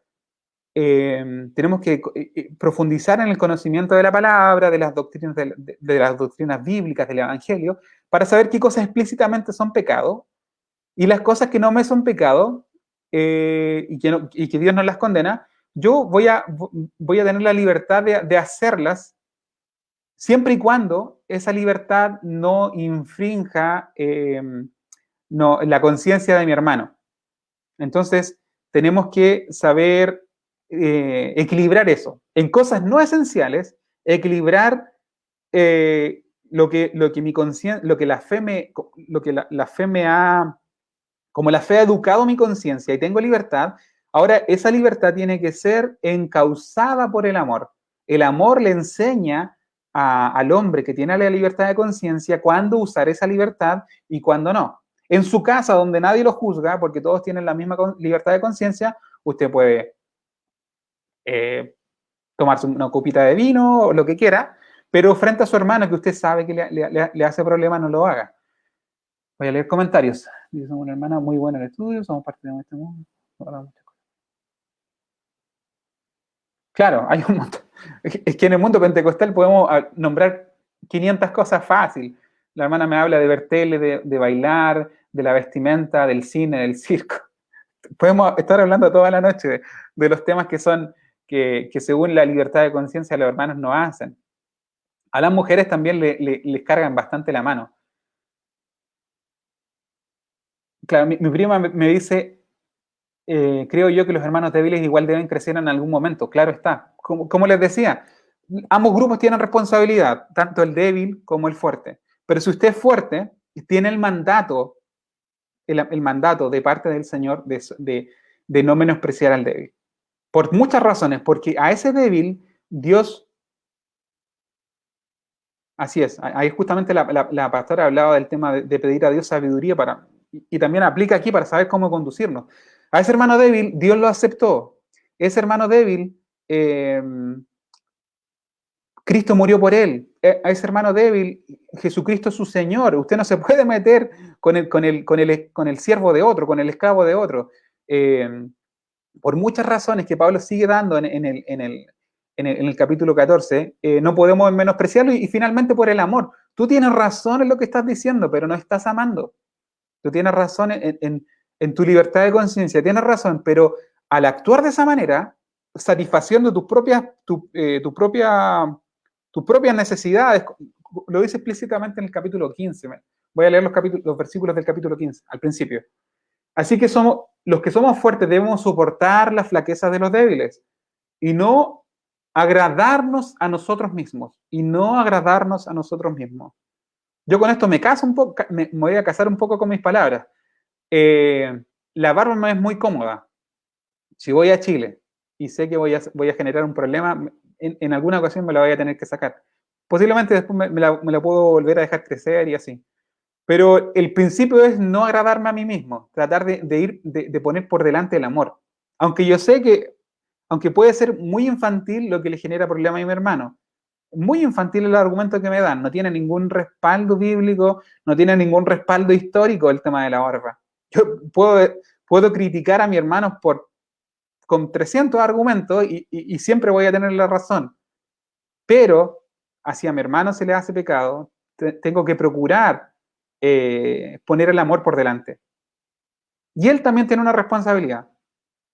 Tiene que crecer, dice mi prima Liliana, y tiene razón, tiene una responsabilidad de crecer, no puede estar para siempre como un niño, espiritualmente hablando, pero mientras sea un niño, yo tengo que sobrellevarlo. Yo tengo que sobrellevar su flaqueza, yo tengo que amarlo, por todas las razones que mencionamos antes.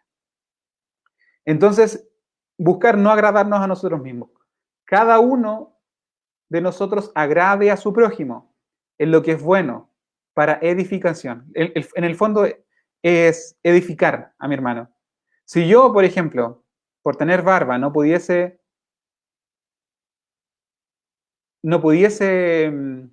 enseñar, me la saco. Porque al hermano débil le genera rechazo a mi barba. Entonces yo me la saco para poder llegar a él, en el fondo.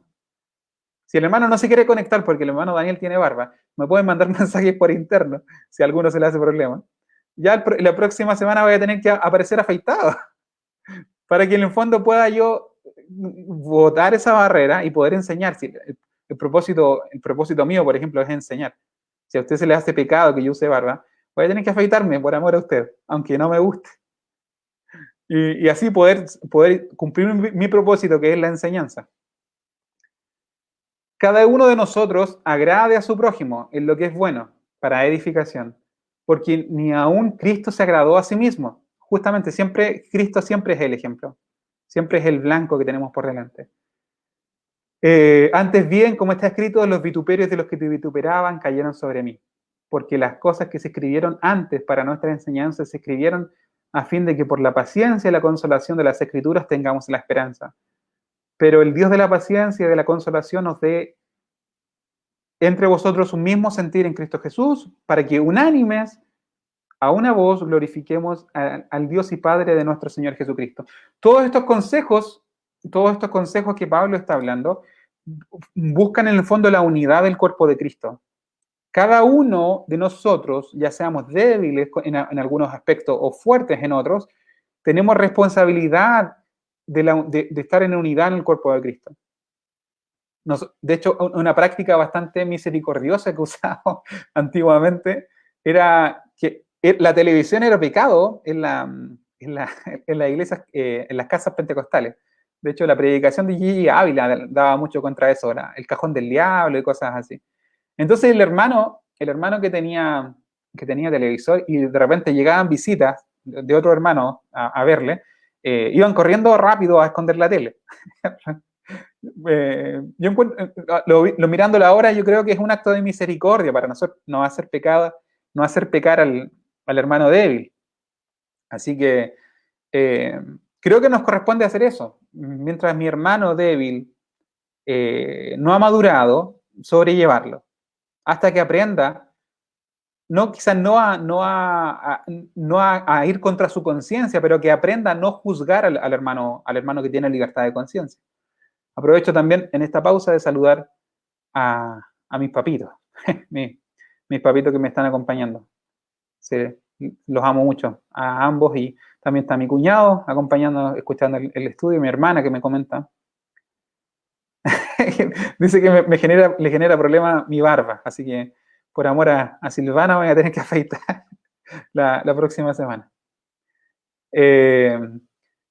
Una hermana me comentó el tema de la ropa.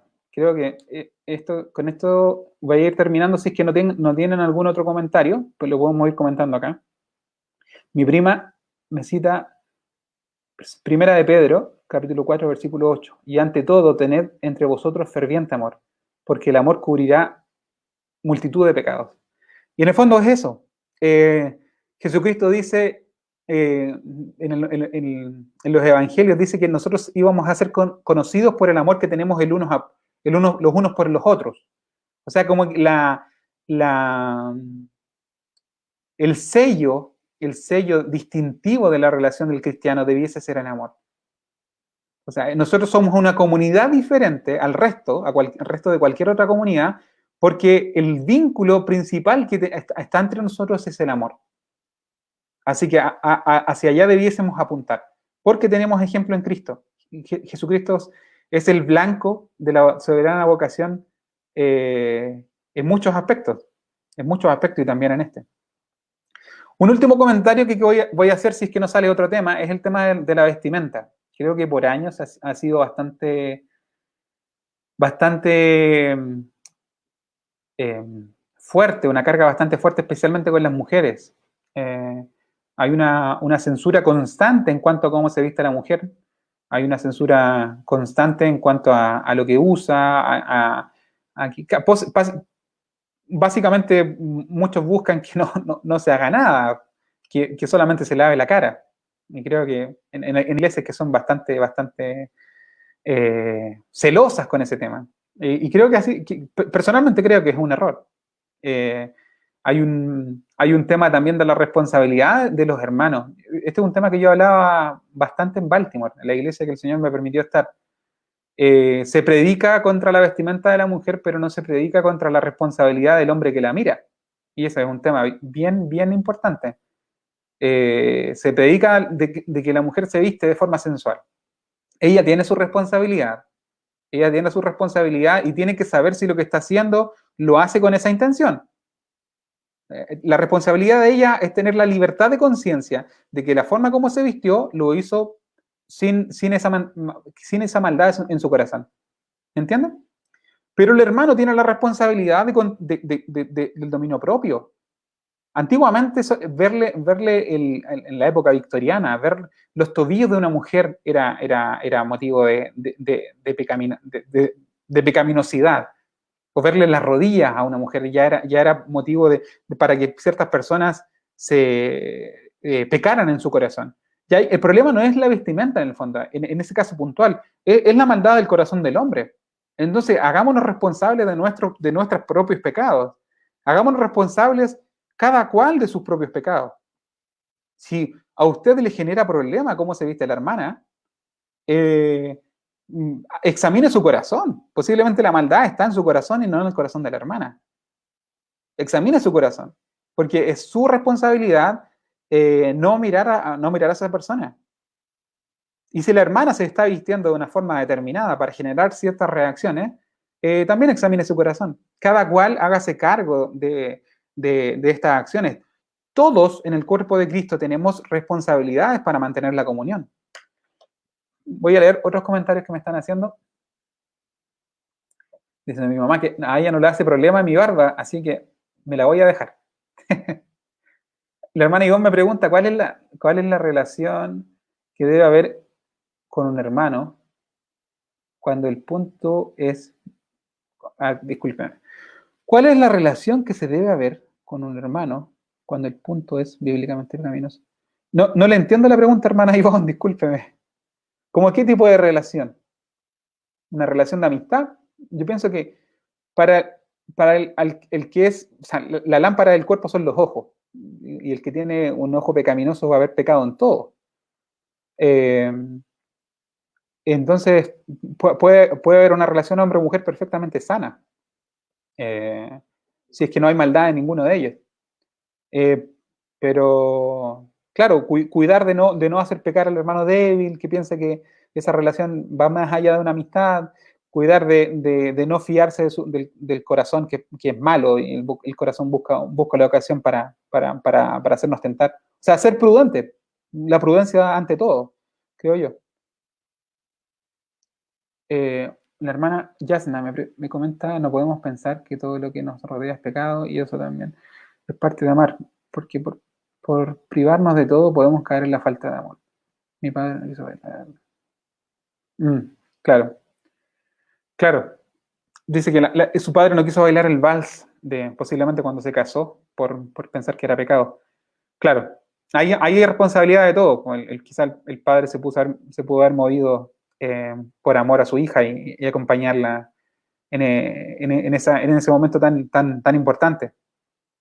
O quizás tratando de poner la responsabilidad en todo el mundo, o quizás uno también sabiendo que a mi padre se le hace pecado eso, tratar de no exponerlo a eso, no sé. Yo pienso que en el fondo si todos tratamos de agradar al prójimo, si todos nos movemos por amor al prójimo, nos vamos a dañar en el fondo. Vamos a procurar no hacer daño o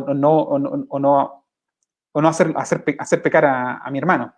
Entonces, el tema se abre a un montón de otras posibilidades, pero el principio les voy a... Así es, el legalismo es un lastre. Pero voy a volver a leer lo que leí al principio. para que entendamos cuáles son los límites de lo que estamos hablando. En temas fundamentales, la fe es primaria y no debemos apelar al amor como una excusa para negar aspectos esenciales de la fe. En temas fundamentales, la fe es primaria y no debemos apelar al amor como una excusa para negar aspectos fundamentales de la fe. Aquí nos vamos al otro extremo del legalismo, que son las posturas de teologías liberales que justifican lo que Dios condena abiertamente, teologías liberales que abiertamente no creen en la infalibilidad de la Escritura, no creen en la inspiración divina de la Escritura. Entonces, contra ellos hay que ser firmes y la fe tiene tiene que ir por delante de un amor malentendido. No podemos decir que love is love, que amor es amor, así que todo está bien. ¿Me entienden? En temas fundamentales, la fe es primaria. Hay que ser bien claros en eso. En este camino de la perfección, en este camino de santificación, es un camino angosto y tiene dos acantilados por lado. En un extremo está el acantilado del legalismo y en el otro extremo está el acantilado del liberalismo o del libertinaje, básicamente. Entonces hay que tratar de cuidar no caer a ninguno de los dos extremos. Entonces, la libertad que tenemos en Cristo es libertad en cosas que abiertamente no son pecaminosas. Porque en los temas fundamentales, la fe va por delante. La fe va por delante y hay que educar la mente doctrinalmente para saber qué es lo que Dios aprueba y qué es lo que Dios condena. Cuáles son preceptos culturales, cuáles son preceptos rituales de la antigua ley y cuáles son preceptos morales. Los preceptos morales son eternos. Por ejemplo, escuchaba la predicación de un pastor que decía, el no matarás del decálogo se puede aplicar perfectamente, traerlo a este tiempo y decirle a alguien, no seas imprudente para conducir, no conduzca a alta velocidad, no corras compitiendo con otro auto, porque eso tiene una implicancia, hay un riesgo de matar a otro. Entonces, el principio moral del no matarás, yo lo extiendo y le digo lo extiendo para este tiempo, digo, sea un conductor sobrio, sea un conductor que tiene cuidado a la hora de manejar porque sabe que puede exponer a la muerte a un peatón. ¿Entienden? Estos son preceptos morales que están siempre presentes y que son inmutables, no cambian porque van ligados al carácter de Dios. ¿Ok? Ahora dice, sin embargo, en esta zona gris que aborda Pablo sobre comida, porque dice que el Evangelio y el reino de Dios no es comida, no es bebida, no se trata de días solemnes. Por eso hay que ser, por decirlo así, tolerante. Hay que ser tolerante con el débil, hay que sobrellevar al débil.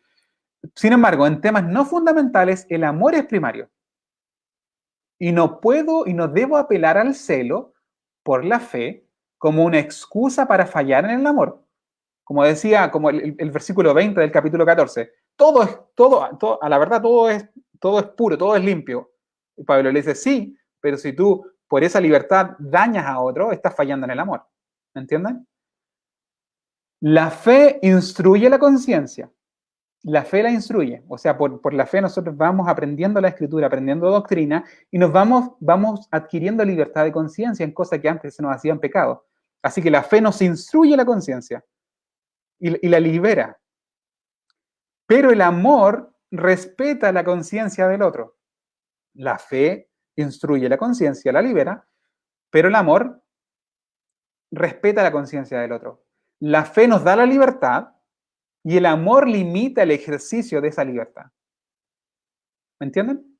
La fe instruye nuestra propia conciencia, el amor respeta la conciencia de otros. La fe nos da libertad y el amor limita su ejercicio. Así que aquí termina la frase, en lo esencial unidad, o sea, en lo esencial unidad, en lo no esencial libertad y en todas las cosas amor. Voy a leer los últimos comentarios. Bueno, John Percy dice, saludos hermano desde Chiloé, de Chile. Dice qué tontera que tengamos que hablar temas tan básicos llamando pecado a lo que no es. Entiendo que el tema del amor, pero hace un poco una crítica al hermano John, pero tiene que entender que estamos estudiando el libro de Romanos. Esto es un estudio bíblico. Estamos estudiando el libro de Romanos y estamos abordando el capítulo 14 de Romanos. Así que tiene que entender en el contexto en el que estamos. Es un estudio bíblico del libro de Romanos y estamos viendo el capítulo 14 y en el capítulo 14 se abordan el tema de la comunión, de la convivencia entre hermanos. Y la vida en comunidad tiene estas cosas.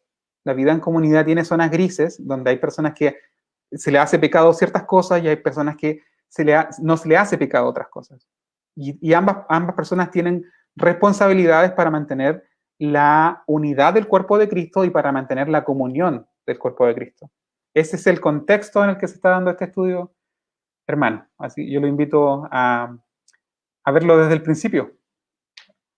Dice Lemir Birima, ojalá que puedas dejar escrito. Lo que estoy leyendo lo tengo escrito y lo puedo compartir después, si alguien quiere tenerlo. Y lo tomé del libro, del comentario a Romanos del hermano John Stott. De ahí tomé gran parte de las cosas que estamos viendo ahora. Así que, eso, no sé si alguien más tenga algún comentario, alguna pregunta. Las divisiones y los enfrentamientos que hubieron en la iglesia primitiva, las tensiones por ciertas prácticas, porque habían personas con diferentes trasfondos, con diferentes culturas, también los tenemos hoy en día. Y eso es la gracia en el fondo, encontrar una unidad en gente tan diversa, unión en la diversidad. Eso es lo lindo del cuerpo de Cristo, poder tener comunión los unos con los otros a pesar de tener ciertas diferencias. Y es lindo ejercitar esa diferencia cristiana, es lindo tener esa libertad en Cristo, que podamos amarnos a pesar de ciertas diferencias. Amar a otro hermano también, que eso es importante para el mundo pentecostal, que muchas veces ve con ciertas sospechas a otros hermanos en otras comunidades de fe, como iglesias históricas, presbiterianas, metodistas y así un montón, mirar a ellos con amor, porque como decían, Cristo murió por ellos también, Dios los aceptó, Jesucristo es Señor de ellos. Entonces, que con la ayuda del Señor, que el vínculo que tengamos es el amor. Que el vínculo que tengamos es el amor. Así que, si no hay más comentarios, vamos a hacer la oración final. Voy a esperar si alguien más comenta. Y si no, vamos a hacer la oración final y agradezco a todos los que han participado, los que nos han acompañado en este estudio del libro de Romanos.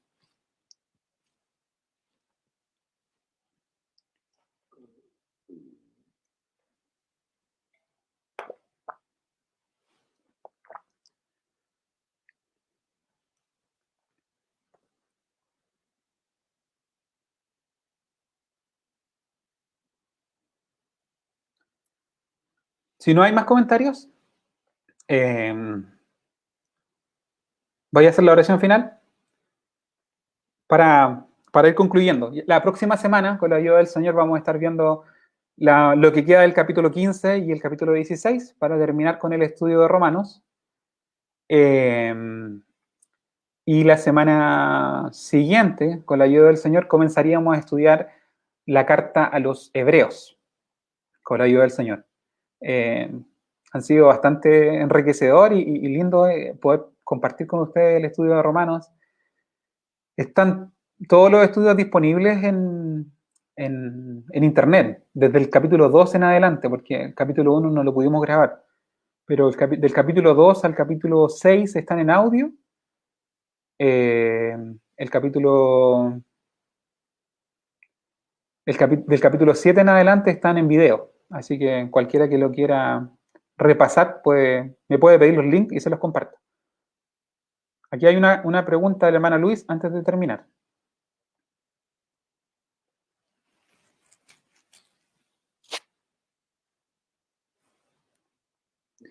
¿Qué significa cuando Pablo dice,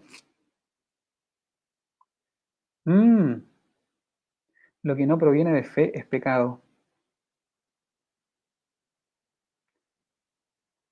Mire, hermano, les voy a ser bien sincero. Voy a decirle ahora lo que creo.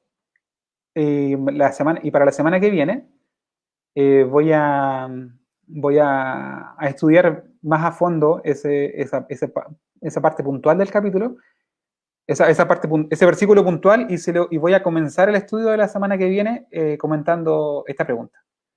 Pero yo creo que básicamente es el tema de la conciencia. Y si usted está haciendo algo que va contra su conciencia, está pecando.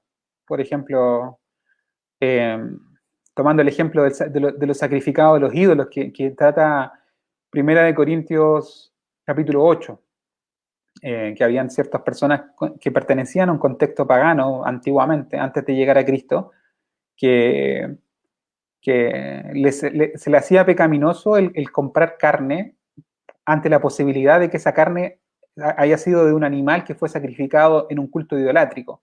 Y los cultos idolátricos en el paganismo tenían una serie de, de características y de desenfreno moral. Eran fiestas que incluían todo tipo de excesos. Entonces, excesos de tipo sexual y de diferentes maneras.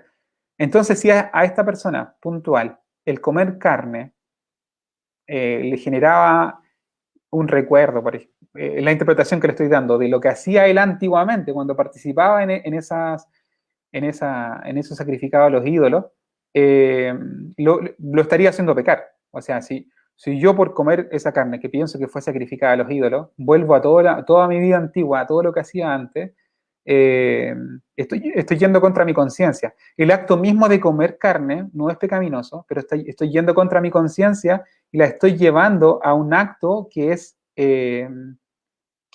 pecaminoso en sí. Porque no es pecaminoso el acto de comer carne, pero sí es pecaminoso el acto de ir contra mi conciencia. Porque el acto de comer carne a mí me está haciendo volver atrás y pensar en los pecados que hacía antiguamente. ¿Me entiendes? Y así podemos hacer un montón de otros ejemplos. El hermano que tenía problema con el alcohol. El tomar alcohol no es algo pecaminoso, pero si yo tomo alcohol y me vuelvo a ligar con el vicio del alcohol, estoy yendo contra mi conciencia y termino pecando finalmente. Esa es la interpretación que le daría ahora. Voy a leer y si encuentro algo más claro y algo más enriquecedor, se lo comparto al principio del estudio de la semana que viene.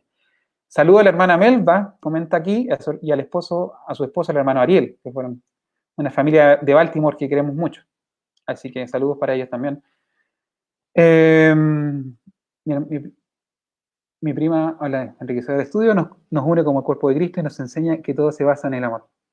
Así es.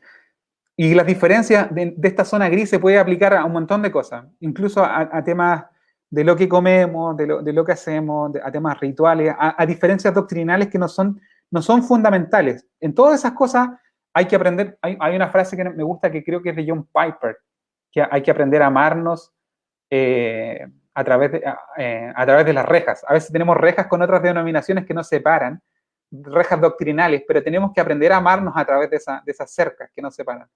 A pesar que hay diferencias puntuales, no olvidar que el que está del otro lado también fue comprado por la sangre de Cristo, y no olvidar que es mi hermano en la fe. Así que todo eso es parte de aprender a vincularnos por el amor. Así que el Señor nos enseña a vincularnos en amor primeramente con nuestras familias, luego con nuestra comunidad de fe y luego con otras comunidades de fe, porque somos todos parte de un mismo cuerpo, el cuerpo de Cristo. Así que con eso voy a hacer la oración final y yo agradezco la participación. Fue bastante más activo el estudio de hoy, me pone muy contento. Harto comentario, eso para mí es muy motivador. Así que vamos a hacer la oración final. Eterno Dios y buen Padre Celestial, gracias te damos por un día más, gracias te damos por este estudio. Gracias, Señor, por tu amor, por tu misericordia. Gracias, Señor, porque tú eres bueno. Gracias, Señor, por tu siervo Pablo, que nos ha dejado esta muy enriquecedora carta. Gracias porque ha sido motivo de gozo esta carta. Gracias porque nos das los medios para poder hacer, nos das estos programas, Señor, para poder seguir estudiando y creciendo en el conocimiento y en la fe, a pesar de estar en cuarentena, Señor. Usted bendiga los hogares de mis hermanos, Señor, especialmente los que están batallando con el virus. Usted, Señor de la gloria, vaya en su inmenso amor y misericordia llevando paz al corazón de los afligidos, de los que están en desesperación, en incertidumbre producto de esta pandemia. Dios de la gloria, enséñanos a vincularnos en amor. Enséñanos a vincularnos en este vínculo perfecto que es el amor. Enséñame a amar a mi hermano a pesar de su debilidad y enséñame también cuando yo soy el débil, cuando yo estoy en el lugar del débil, a no juzgar a mi hermano que es fuerte. Enséñame a no juzgar cuando soy débil y enséñame a no menospreciar cuando soy fuerte.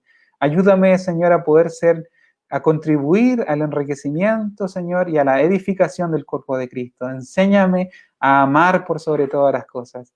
Enséñame también a educar mi mente, Señor, en el conocimiento de la palabra. Dios de la gloria. Tu gracia y tu misericordia sea derramada sobre tu iglesia, sobre los hermanos que se han conectado, sobre cada uno de los que ha participado. Bendiga, Señor, especialmente a la iglesia en York, a la pastora, Señor, que nos da esta oportunidad de poder reunirnos en torno a tu palabra. Bendiga a cada uno de mis hermanos. Dios de la gloria, te lo pido y te lo ruego, Padre eterno, a través de los méritos de Jesús, tu Hijo, nuestro Señor y eterno Salvador.